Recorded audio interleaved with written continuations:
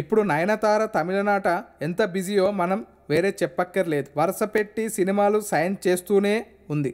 అమ్మడు 2-3 కోట్లు నుంచి లీడింగ్ రోల్లో పెట్టుకోవడానికి అక్కడి నిర్మాతలు తెగ క్యూ కట్టేస్తున్నారు. ఇక ప్రస్తుతం వెర్లెక్కర్న్ సినిమా చేస్తూ నయన్ ఆ షూటింగ్ స్పాట్లో గాయాల పాలైందట. కానీ షూటింగ్ ఆగడం ఇష్టం లేదు కాబట్టి అమ్మడు ఏం చేసిందో తెలుసా? ధృవ సినిమా తమిళ వర్జిన్ తీసిన మోహన్ రాజా ఇప్పుడు నయనతారతో మరో మారు తన హీరోయిన్ గా తీసుకున్నారు. రెమో మూవీ ఫ్రేమ్ శివకార్తికేయన్ రూపొందిస్తున్న సినిమా నయనతార మరోసారి కనిపించనుంది.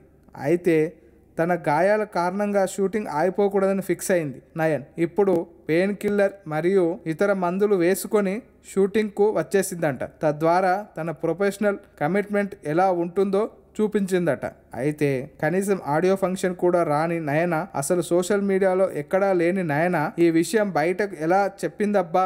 నయనతార పిఆర్ యాక్టివ్ మామూలుగా ఉండవు తెలుసా? అమ్మడు ప్రతి చిన్న విషయాన్ని పిఆర్ టీం ద్వారా పెద్ద న్యూస్ చేయడంలో దిట్ట.